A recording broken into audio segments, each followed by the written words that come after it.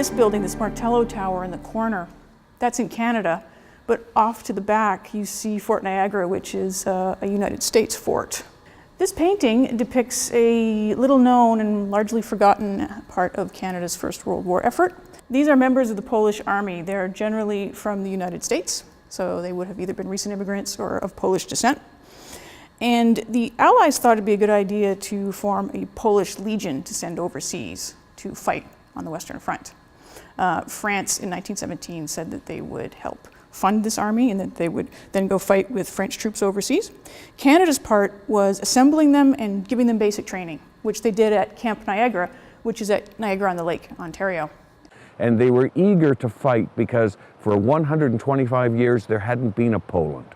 And now here was an opportunity for them to have a say in what happened over there, an actual action that might result in Poland being resurged basically in part of Europe.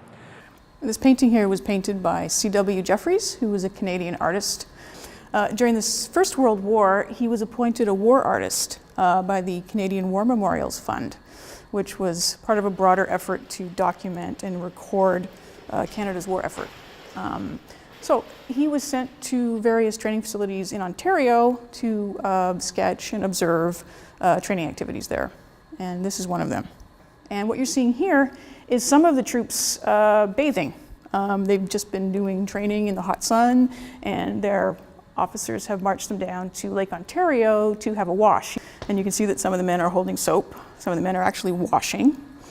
The interesting thing about that picture, of course, is you'll see all the non-coms, the non-commissioned officers along the bridge of the brow of that edge, making sure that they weren't going to offend anyone with the lack of modesty shown by the bathers.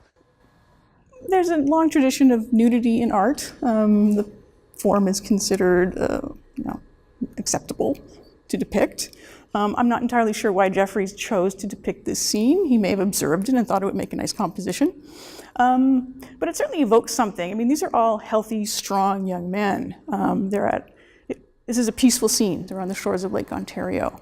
And you think about what they're about to do, where they're being sent into industrialized, brutal warfare, designed to tear these very bodies apart. So it makes for an interesting and poignant painting. 22,000 Polish soldiers were trained here in Niagara, which is a rather large amount of manpower. And where I'm standing right now is actually a very important element of that whole story. Behind us is an area that's encased by a fence, as you can see, with silver eagles on the gate. That is actually part of Poland.